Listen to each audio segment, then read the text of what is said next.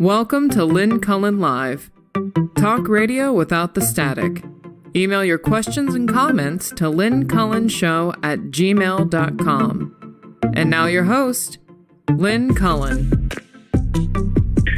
Oh, yeah, and how you doing? And happy Valentine's Day. It's February 14th, and my kid sister Susan is joining us. Hi, Sue. Hi. I didn't even put together it was Valentine's Day. That's how old and desiccated I am. Well, I already had an old desiccated friend send me a happy Valentine's Day text, so I was reminded. Not one of my favorite holidays, but I never liked it. I never liked it. I always thought it was, from the time I was younger, I always felt like it was one of those things that was always just a letdown. Okay. Well, my earliest lots memories, of work when you were a little kid. You had to do all those damn Valentines. Those cards, those stupid cards. And my memory is, did we have to give them to every kid? I'm not sure. Was it a thing where some kids didn't? I don't think it was required. I mean, I think we did. I mean, because I can remember doing, just gazillions of them, and it was exhausting. But I do remember that some kids didn't get as many as other kids. I don't know. Whatever. It's just for the, restaurants, flowers, chocolate companies, right? That's who makes a ton of money. A lot of guys get really nervous about it, right? Yeah, and paired people feel superior, and unpaired people feel left out, diminished, or who cares? But But you can say that about it. All these holidays. Yeah, Mother's Day, if your mother has died. Father's Day, you don't have one. I mean, all of these things, that the holidays where there's like a celebration, and inevitably people are left out. Right. Yeah. So down with holidays, I say. Screw 'em. If it's not your holiday, then just walk away. Although I was lying in my bed this morning and watching the dawn, because as I'm old and desiccated, and that's when we people wake up. And it was the most beautiful pink and blue, sort of wisping in. And here's where my mind goes: God's throwing a gender reveal for the day. And it's fluid. I was thinking to myself. Oh, and is that where your head went? It is where my head went. Okay, I just saw something about a gender reveal thing, which I think is the stupidest thing. And especially now when we know that, right? That's what my daughter always says. It doesn't tell you. It only tells you what their genitalia look like. It doesn't tell you anything else. Yes, that's if you're really woke. However, I just read the most appalling thing. They think it was a gender reveal. This happened in New York City. A white pigeon, which had been dipped in pink dye, was thrown in the garbage and left to die, and was recovered by somebody, and there were efforts to somehow keep this poor bird alive, and it succumbed because you can't dye a bird. Right. Yeah, you can't dye a bird. And the authorities, and there are authorities involved, are thinking it was probably used in a reveal. In yet another disgusting gender reveal. When are people going to understand that forests don't have to burn down because you have a little one? Pigeons don't have to die because you have a little one. Guests don't have to be blown apart. Yeah, huge raging fires. What else is happening? I mean, it's just unbelievable. And by the way, as with most of these things, nobody else gives a crap what sex your baby is. It's your baby. I like the old-fashioned way of not knowing. And not knowing. Whatever. One of the last good surprises there is. There's the gender reveal. Give birth. Right. What is it, you say, as it comes out? Right. Speaking of that, I was with old friends from the TV station and we were talking, and we were talking about other people, frighteningly, most of whom are now dead. Oh, God. I bring somebody up and they say, oh, she died years ago. I'm thinking, what? Everybody's dead. So, but this guy, of course, was not. I said, I recall sitting in the cafeteria being 4 tables surrounded by vending machines, right?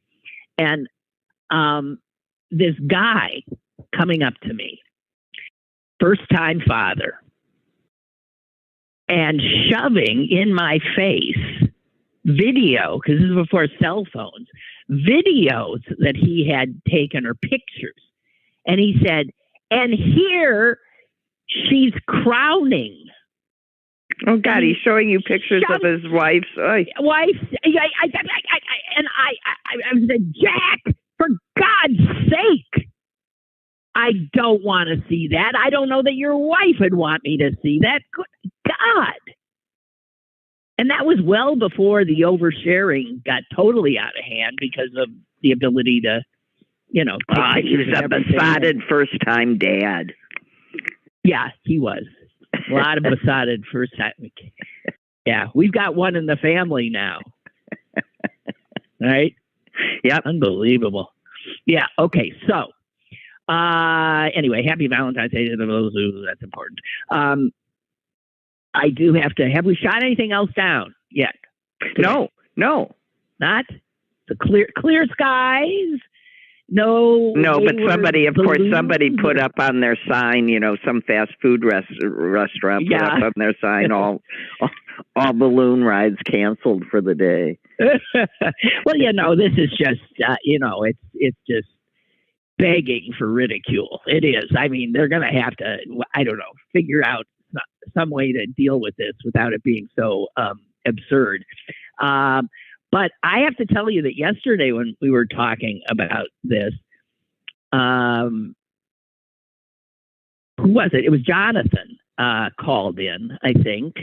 And we were talking about danger in the skies. And I can't quite remember, but he reminded us that there had been a Super Bowl film, a film set in the Super Bowl in which a blimp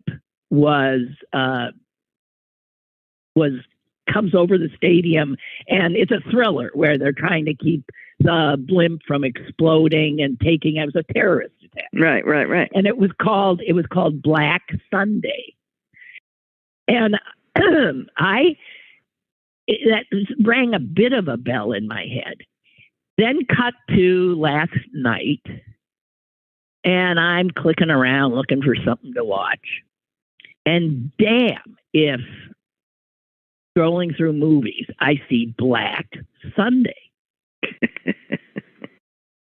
And I think, well, let's check her out. So I click on it, and I got to tell you, I got so sucked in to that movie, and I have so many questions about it. For one thing, in it, the Goodyear blimp, it's from the late 70s. The Goodyear blimp is what's weapon of mass used destruction, yes. Yeah, now I ask you, why would Goodyear agree to be cast in the role of a villain? As the villain. Why would they do that? I mean, I don't think Well, I assume that the Goodyear blimp was hijacked. Well, yes, but still, you don't like the pictures. The pictures are of the Goodyear blimp as this horrible thing coming in over the... People are jumping off the stadium walls. People are, it's the Goodyear blimp is absolute terror. And on top of it, it's the Steelers on the field. And I saw there's so much about the game in it that, you see it was the old Steelers. I mean, there's Chuck. No, they're playing the Cowboys. There's, what's his name, Landry, Roger Staubach, and Terry Bradshaw were the two. And they're in it. I mean, they're blah, blah, blah, blah, blah. And they're running like hell when the blimp comes in. It's very exciting. And Bruce Dern he always plays the lunatic, is the lunatic hijacker. Anyway, I thought it was really, I mean, sort of silly, but good. He was a disgruntled blimp pilot. I kid you not. Well, of course. But he teamed up with his just unbelievably lethal Palestinian woman. And boy, they mowed down more humans in the course of that movie than every time you encountered a person, they just shot them. Anyway, that's what I was had to tell you. I saw Black Sunday, Jonathan. Milton has, okay, this is a quote of the day, Milton. Gender reveal parties reveal both the gender of the baby and the IQ of the parents.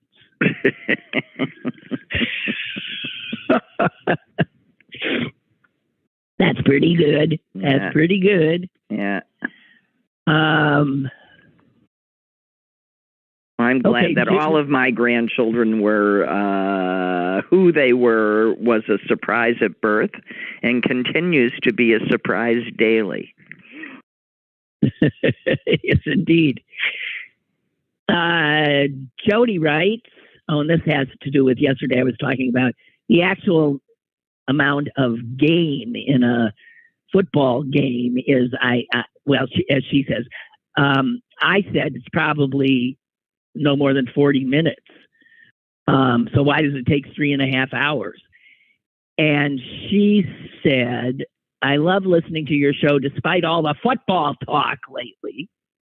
It may be the one thing that still unifies most of us, but the obsession is way over the top.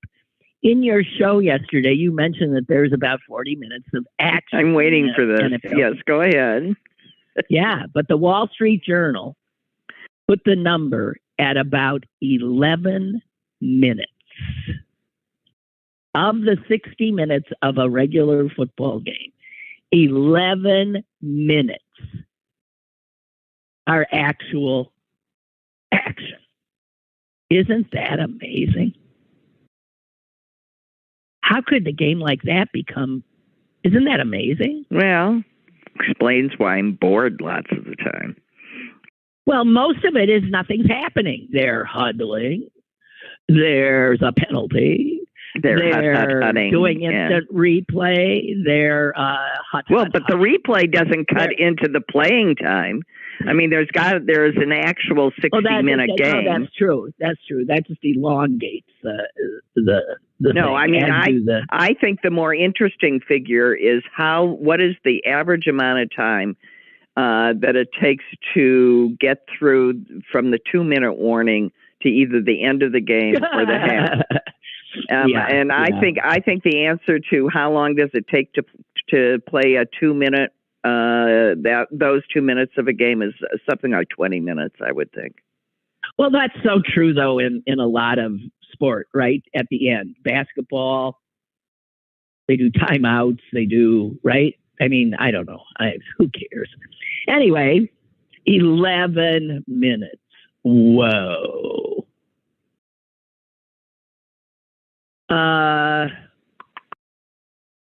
I got stuff here. I just don't know quite where to go. Oh, here's one.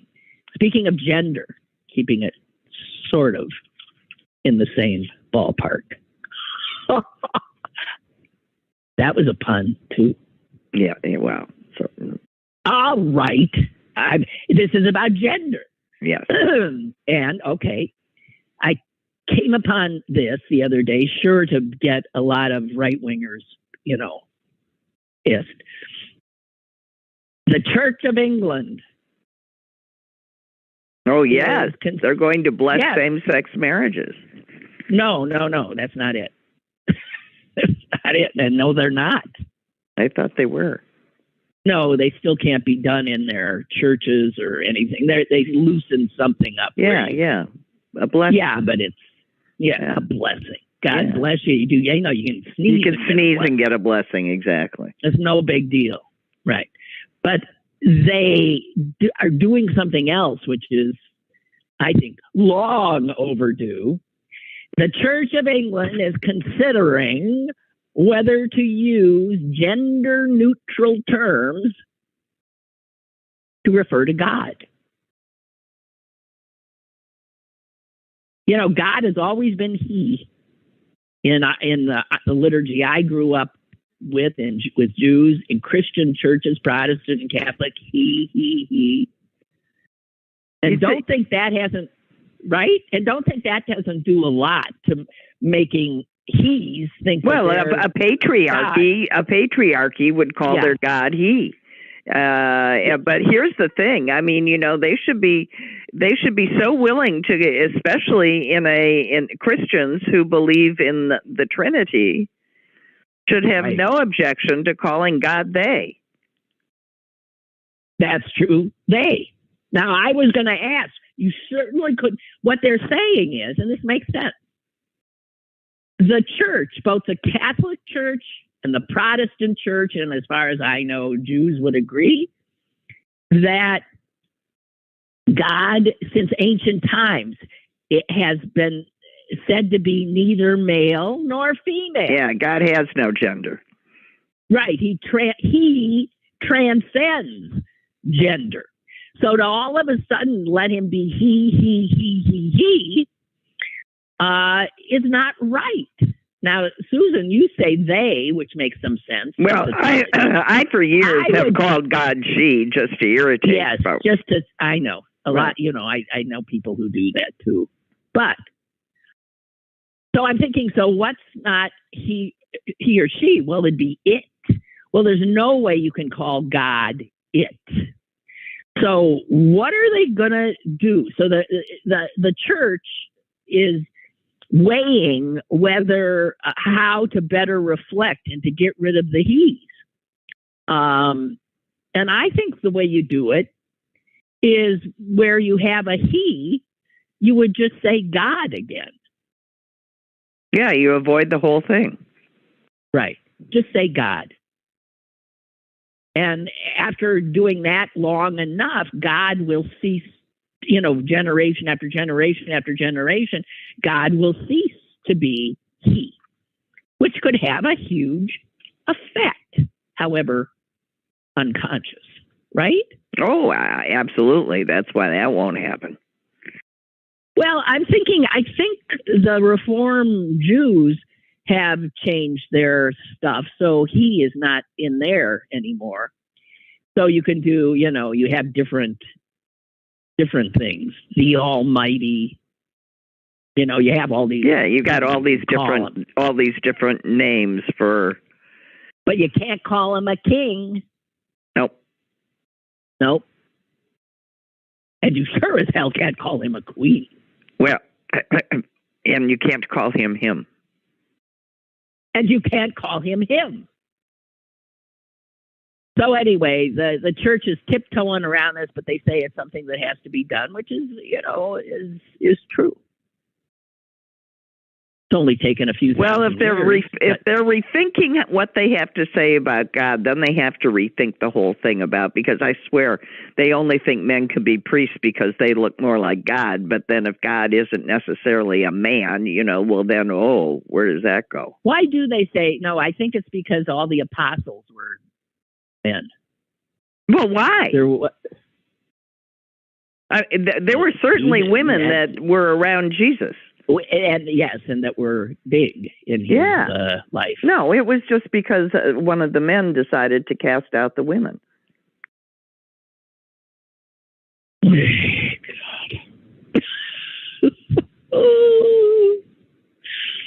Oh, man. So there was this interesting piece. Sorry. Hello? Sorry. Shush.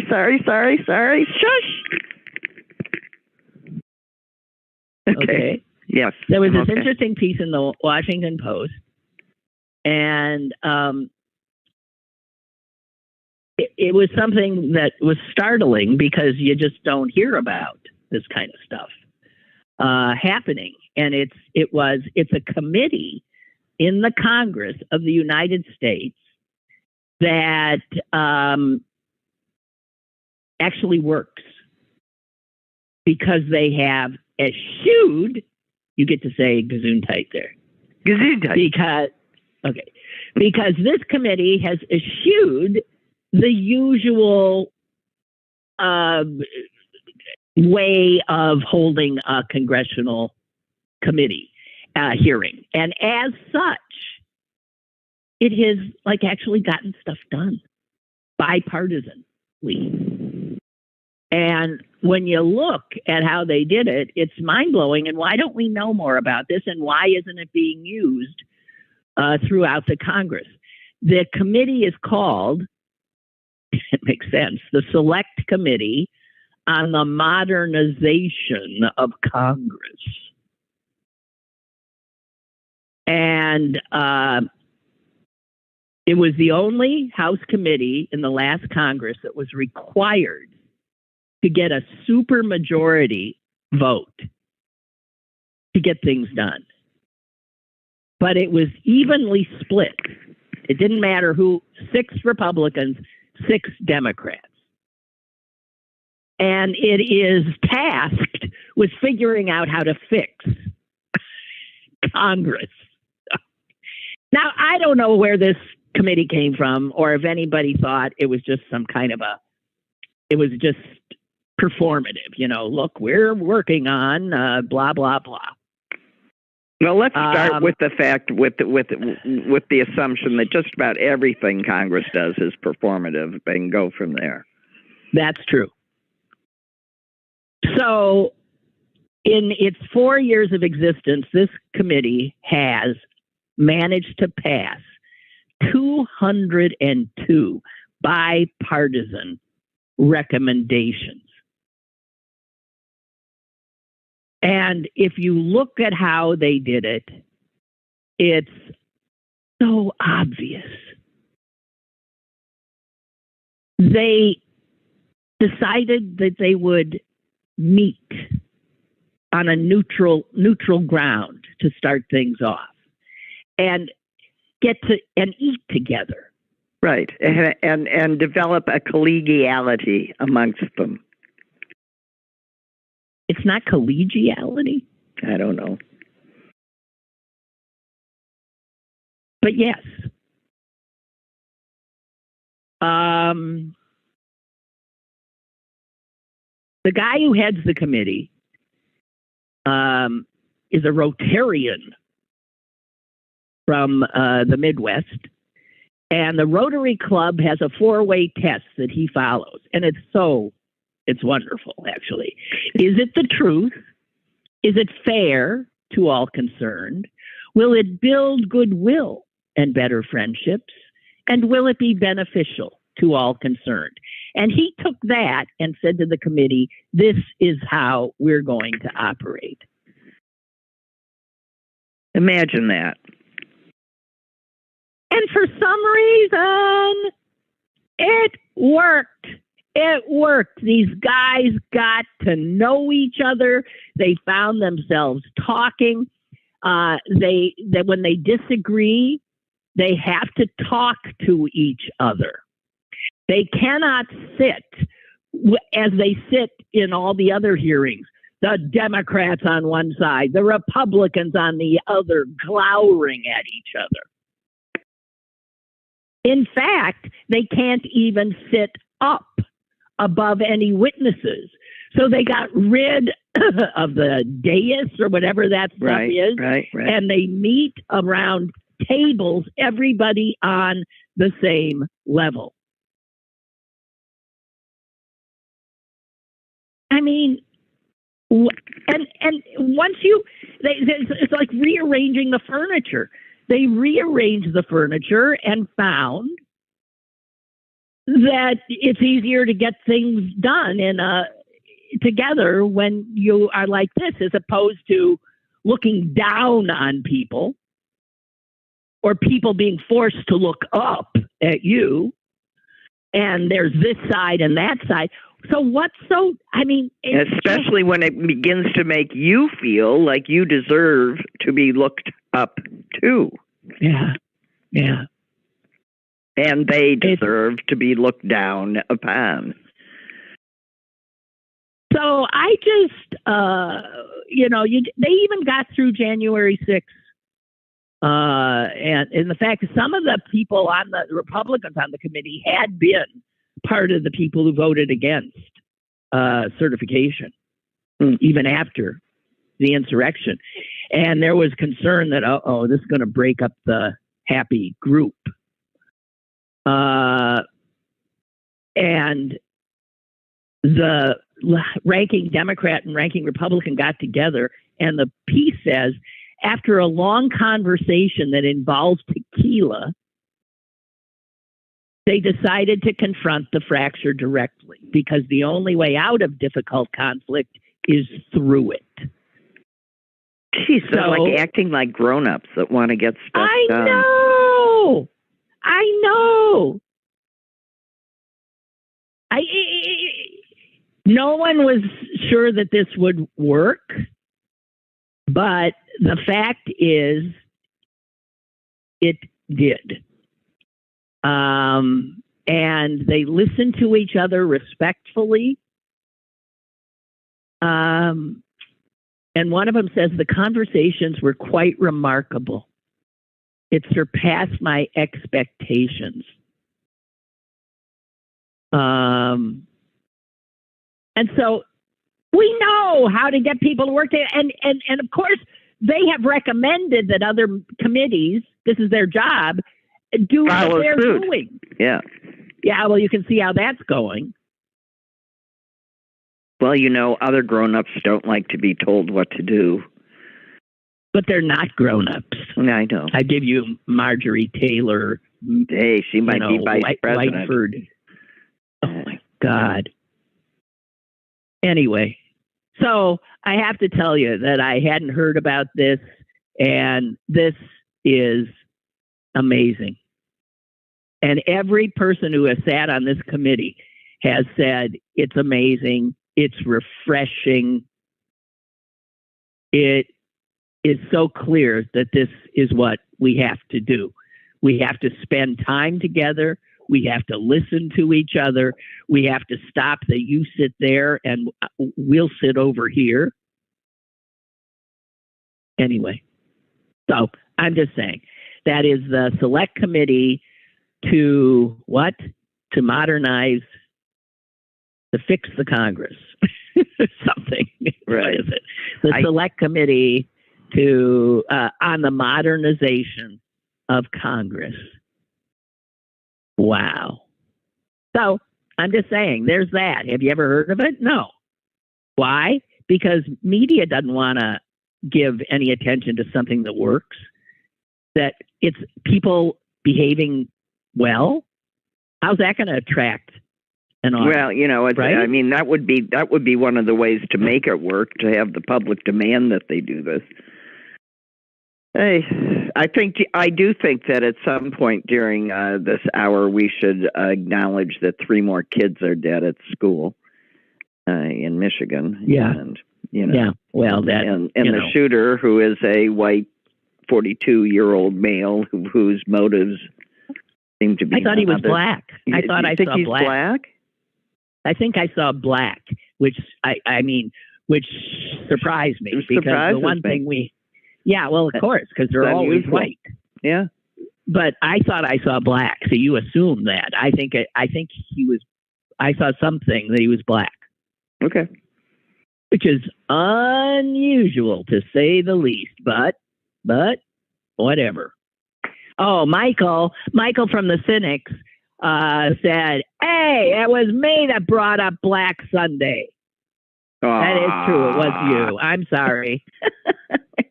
Correct your footnote, Lynn. Okay, there you go. I appreciate it. But while I'm on my balloon tear, I have another balloon-themed film, The Red Balloon. It's a wonderful little French film. And as Michael points out, it's only 30 minutes long. The Red Balloon, a lovely film. Nobody dies in it. No. Nobody gets killed. Yeah. Nah. Yeah. Is there sex at least? No, I don't believe there is. I do not think so. So I read, Susan, this thing. Speaking of, actually, our assumption that these shooters, this acting out stuff, is mostly done by white men. Yeah. And I don't know if you happen to see David French's piece in the Times. It was headlined, "Men Need Purpose More Than Respect." But they're always told it's respect that they need and want. And that's a big part of the right wing thing, that, they feel disrespected. Yeah, they're all right. They're a cult of Rodney Dangerfields. Mm-hmm. Right. You disrespect me. So this David French has an interesting take. He says it's quite clear that men are in crisis. There's overwhelming evidence. Suicide rates, drug overdoses, education achievement gaps. Millions of men are in crisis. And he says they need purpose. What men need is not for others to do things for them. They need to do things for others, which turns it on its head. They're used to having things done for them.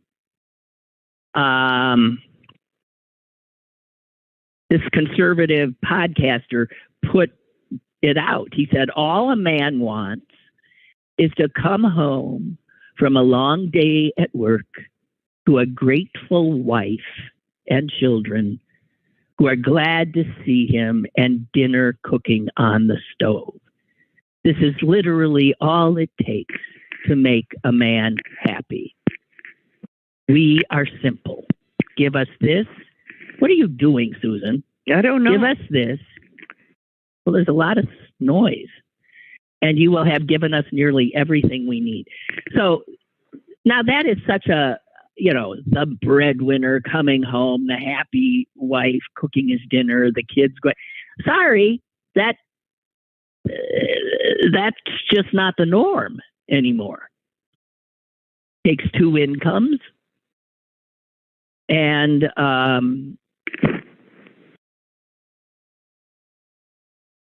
Susan.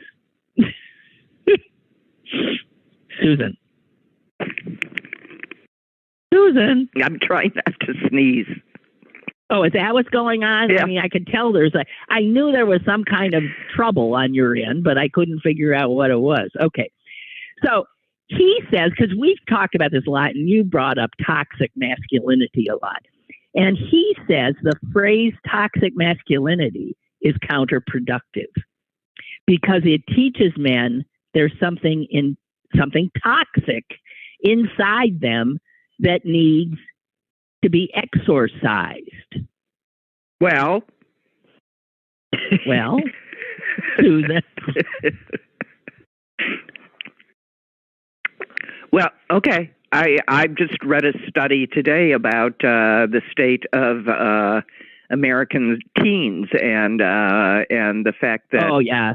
Yeah. Okay, so I'm just thinking about the statistics and what it says about young men. They are in crisis too. Everybody's in crisis. Because this guy says there's a danger in wanting respect. Because if your happiness depends on another person's regard for you, then you have no control over that. You have no right, and no wonder you feel out of control. Right. And he says, and when we're denied what we demand, we're filled with this sense of helplessness and rage. And then he says something that was just so obvious. A demand for respect should be conditioned on being respectable. Duh. When a man demands respect without being respectable, that looks like domination and subordination. To elevate himself, he must belittle others. So his whole thing is what men have to do is find out, and I know this is true, it's one of those things that we know, but it's hard to believe, that if you want to be happy, if you want to be respected, then stop thinking about yourself and do for others. And guess what happens? You're happier and you get that respect. Well, it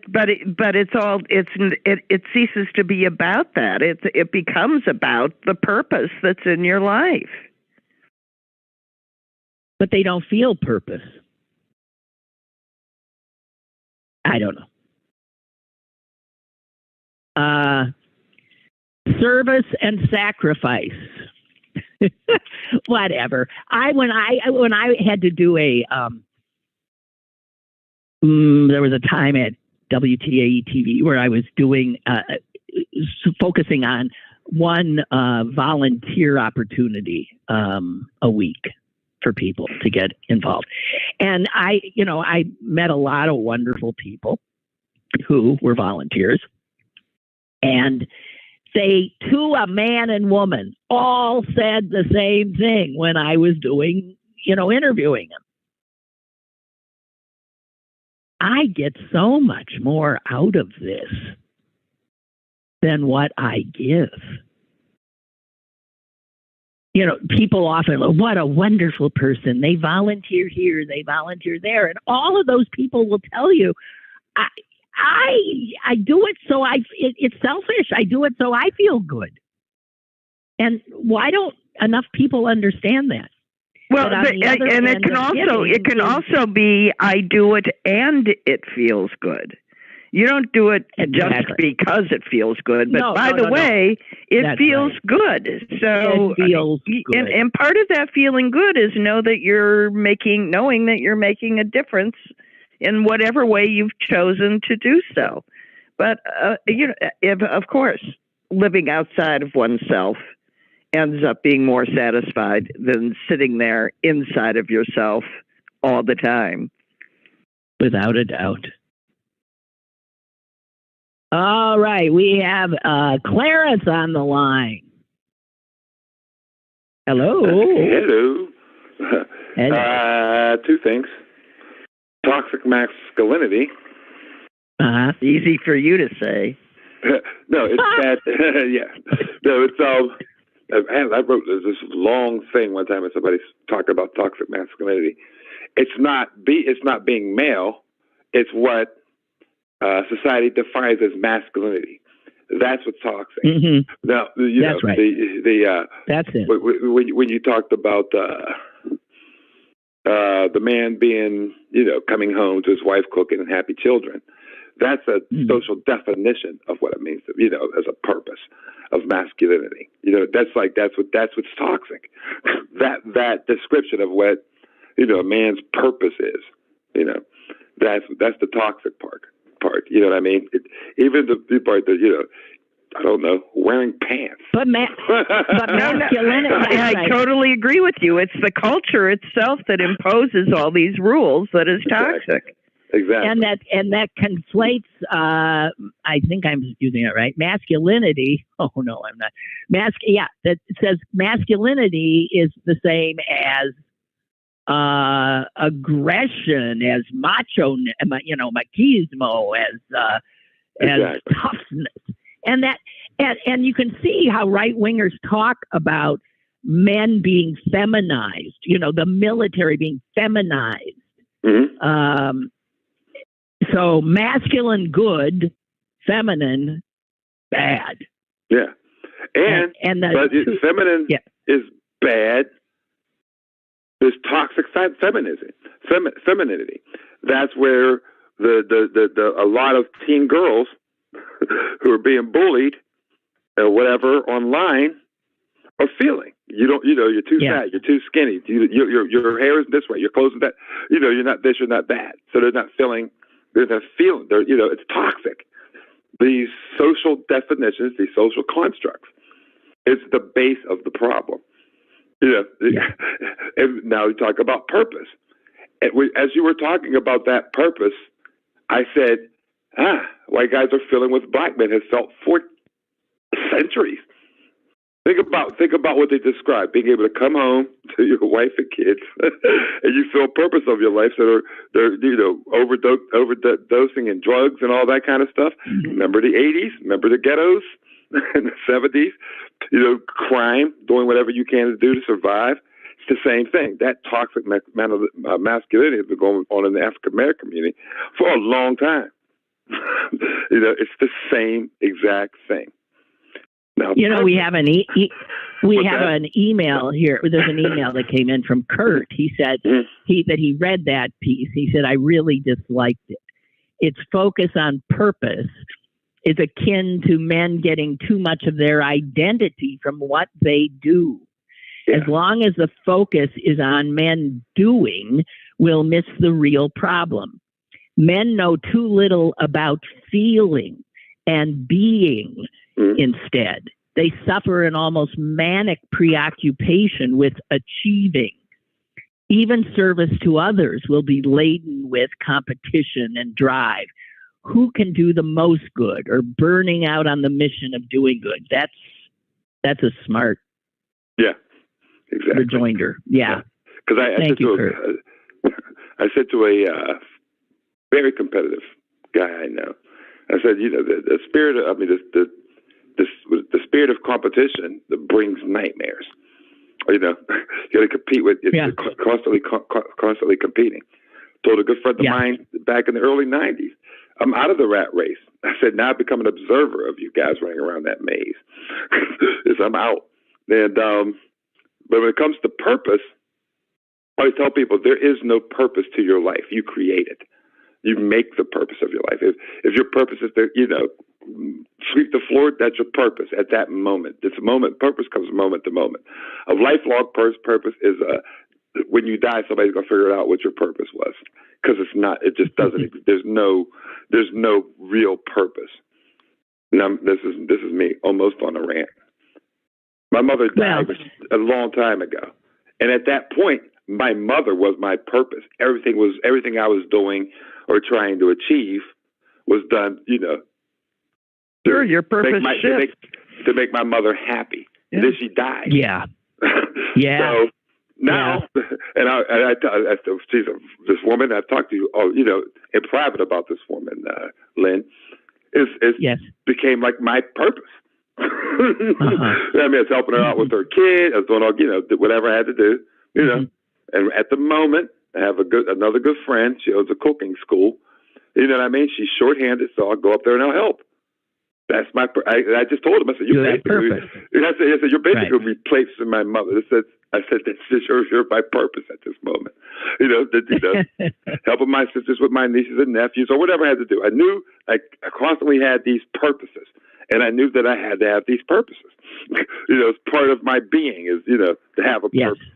And when we don't feel that we have purpose, it's very easy to be depressed or angry or whatever. It puts you in a very negative place. So, and the thing you're both describing is that inherent in the purpose is connectivity. So that it's about being and helping and reaching out to others. Yes. Yeah. There we go. We fixed everybody's problem. And every once in a while, my purpose is to call the Lynn Cullen show and say I jugged it for a laugh or something. I don't got any jokes. Please, you're going to leave without a bad pun today. Yeah. Huh? That's my purpose of the day, to do something a little different. Okay. Well done. Well done, much. Clarence. Okay. Thank you. It was rare. Bye. Okay. Bye. Bye. Bye. Bye. Oh, yeah. Purpose. Here's something. It was a letter to the editor, but it's also in response to this sense, another piece that was written about why are, people in rural America so pissy and so white rage, angry at everything. And I think this person talks about something that is so true. And in our, this fits into the narrative of our family story. This guy writes, when my kids graduated from a rural high school in upstate New York in the mid-'80s, every classmate with decent academic skills and ambition went away to college. Most never returned. They were applauded and encouraged by their teachers and the community. Those left behind must have had some feelings of resentment. While they are proud of their children's achievement, their children and grandchildren now live far away. The kid may have picked up more liberal social values, no longer attends church. Thus, the resentment toward the elites in a rural area may be less that they feel disrespected, but that the elites have taken their family away.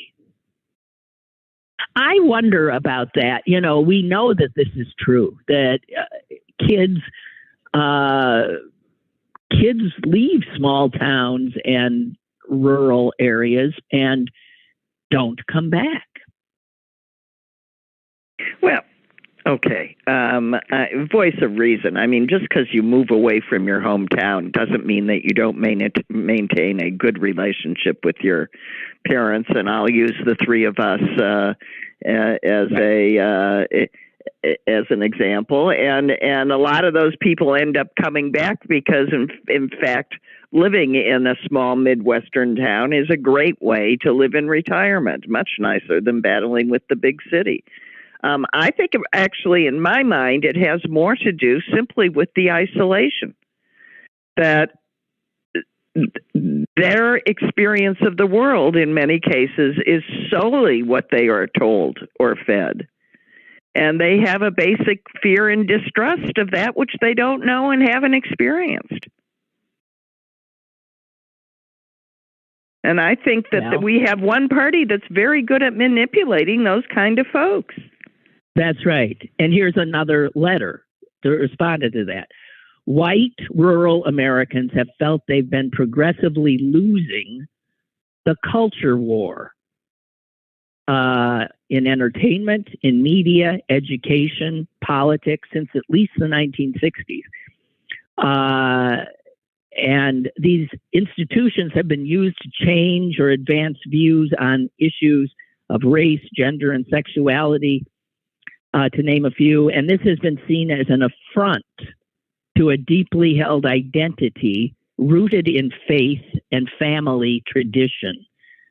This affront is where the rage comes from.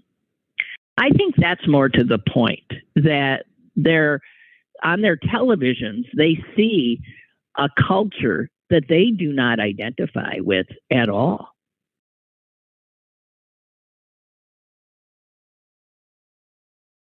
Okay, do you agree with that, Susan? Yeah, I do. Okay. I do. I do. And they become easy pickings for the Republicans who want to then use that sense of loss of the culture, where a man was a man and a woman was a woman, and traditional values. People are leaving churches. I can see where, in these smaller enclaves where you don't intermix with others, different, that the world that exists, in the cities and stuff must look like chaos and terror to them. Well, we know that. I mean, everybody knows people around who wouldn't go into the city. But I mean, I know people in the city that won't go to that part of the city. Oh, no, absolutely true. Absolutely true. The fear of what you don't know, the fear of someone different. It's so basic, isn't it? I mean, you have to believe that goes back to prehistoric times when, to be safe, you had to know who was in your tribe, and anybody who wasn't was potential danger. Is that? That's right? True, and that's how we all still are. And it's just that we all have to, given that we are educatable. I don't know about that anymore. No, but I mean, we're supposed to be able to be the best versions of ourselves and try and understand that knowledge can trump fear. Yeah. Okay. We have a caller. Go ahead, please. Good morning. This is Roger. Hi, Roger.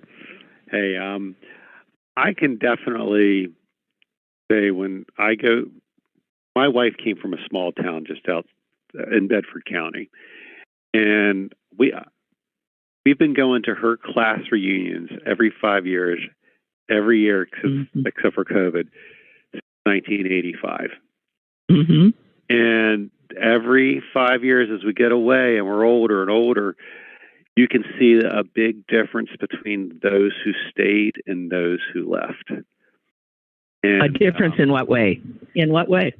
In every way. Those who stayed, they're usually in poor health. They are more fearful. They are living, they can barely surviving because they don't have the jobs or the training. And there's a bitterness there. I still go back very often because my in-laws live there, and we've gotten to know the people in the community, and they are fearful because not of the world, because they see black people, they see people who aren't Christian. I think the gay thing isn't as big a deal because people are finally saying, "Oh, there's gay people in the country too." And they've always been there, but now they're not they're not hiding like they used to. But you're saying black people and non-Christian people scare them? Oh, absolutely. Oh my gosh. Oh, yeah. It's all fear of the unknown, and that's what it is. And it comes out as hate, but it's really just fear. I mean. No, I think the fear breeds the hate. You got that. Fear breeds hate. Hate doesn't breed fear. Don't you agree? I agree with that. Maybe I said that wrong, but it all starts from fear. And what you don't know, you fear, and you just think the worst. And they just don't have exposure. And this is a very broad brush painting. But on the flip side, there are a lot of people who have retired, who grew up there, went to college, got a job in some metropolitan area, retired, came back because it's so much cheaper, and it's their home. It's that they remember. So there is a bizarre set of very well educated retired people there, not to the degree that everybody else is. That's why they're still red. It's still red there. But yeah, I definitely see it. It's something I didn't know because I grew right outside Washington, D.C.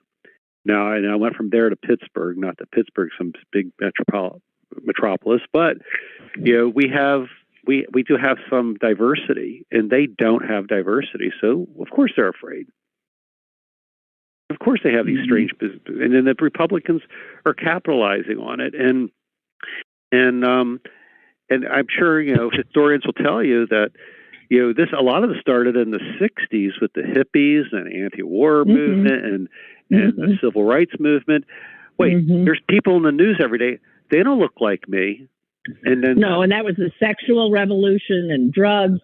And yeah, the 60s really scared the bejesus out of a lot of people. I mean, nobody knew what was going on. My parents certainly were freaked. And Lyndon Johnson said it. And Lyndon Johnson said, when he signed the Civil Rights Bill in 1965, it's when he said, we just lost the South. And now that maybe has less to do with rural, but it definitely did have something to do with rural, even in the northern. It had to do with racism, which is what he knew. It had to do with racism. Yes. That's what it had to do with. So, okay, well, thank you for that, anecdotal picture. It's an interesting one. Yeah, and I totally agree. It's my experience. Yeah.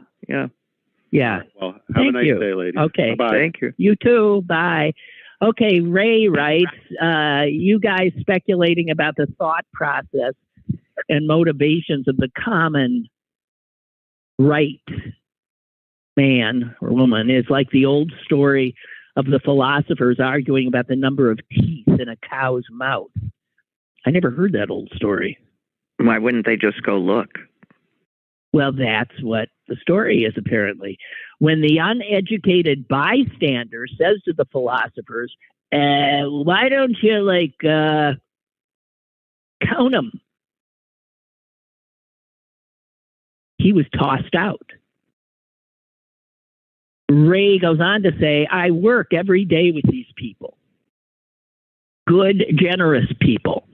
I disagree with them on almost everything, but they are not stupid, simple, unthinking objects for our speculation. No one likes being called stupid. Okay, I agree with that. Did we call anybody stupid? Did we? Did we? I don't think so. Maybe. I might have thought it audibly. You might have implied, but I know exactly what Ray's saying because I grew up, as Susan and I and Bill grew up, in a working class town. And Green Bay is a very conservative, working class, industrial little town.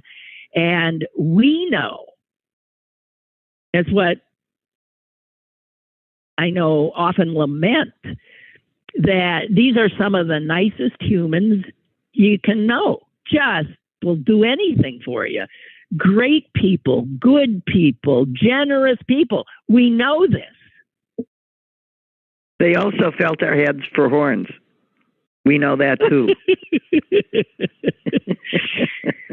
Well, no exaggeration. I mean, and it's where I learned the difference between ignorance and willful hatred. Yeah, if somebody just doesn't know, right, then you educate them. Right. It's like, so Jewish kids grew up with people asking to see their horns or can I feel your skull? And as black people grow up with, can I touch your hair? Right. Right. Right. That kind of thing. I was asked if I had been born in Israel. I mean, this is high school. These aren't little children. Yeah, but that's no harm intended. No. And whenever there were questions, we just had a conversation. You just answered. Right. But there weren't enough of us to go around to give that lesson to everybody, I guess. I don't know, but I understand what Ray is saying.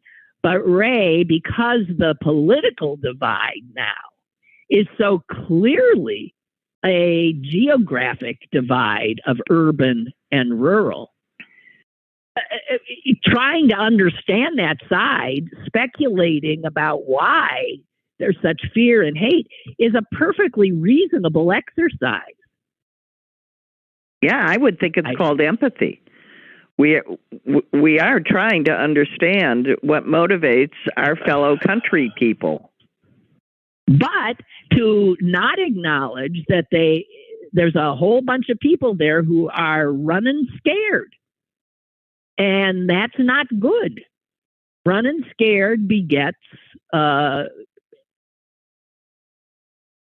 hate, fear, and right-wing politics. Well, and I'm also going to say, when I listen to some of these people being interviewed and they're coming out with these theories and, and thinking they're sounding reasonable, I'm going to, I don't think I did say stupid before, but I would say stupid to that. I mean, if you are latching onto some of the most bizarre of these theories and still putting them out there when every fact, is that none of what you're talking about occurred, I'm going to call you willfully blind and or stupid.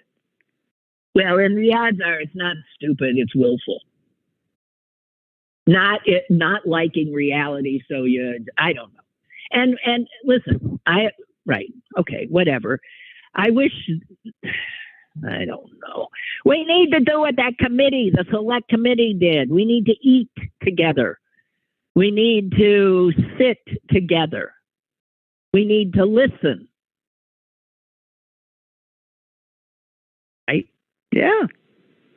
Yeah. That's how functioning boards work. You're rarely as a board, a bunch of people that agree. A functioning board has to be able to sit around a table and work together. And look at that. Yeah, the old theory was it was by disagreeing that better solutions arose. Exactly right.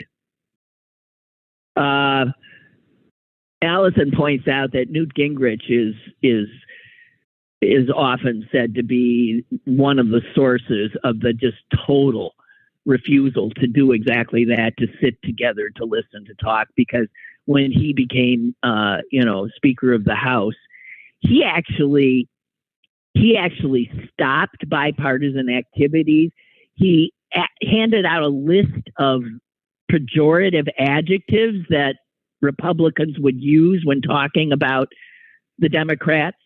And I think that's also when they stopped even calling Democrats what their party is, the Democratic Party. Right. That's when we all were forced. Right. It's the Democratic Party. I don't care when. Party. Right. Which is not what the party is. Is your party the Republic Party? No. No. So, and we did not return and do that to you. So there's a ugliness there, that a cruelty, an ugliness, talk about disrespect. And a fondness for lies. Yeah. All right. Well, there. On that happy note. The deplorables. Yeah, I was thinking about that word, and I don't. We were all told we weren't allowed to use it. Screw that. The behavior of that whole group of people now for several years has been nothing if not deplorable. And if you can't deplore lying and besmirching and trying to carry guns on the floor of the House and smearing poop all over the Capitol isn't deplorable, well then tell me what is. Susan, I thank you. We're over time, and that was a good rant on which we can end. Okay, bye. Bye. Safe travels. Thank you. Bye. Bye. All right, guys. I think that done did it. I got to get out into this absurd day, not to mention tomorrow, and then all hell breaks loose again and the winter comes back. But whoa, geez. Okay, I'm going to go smell the flowers. Bye.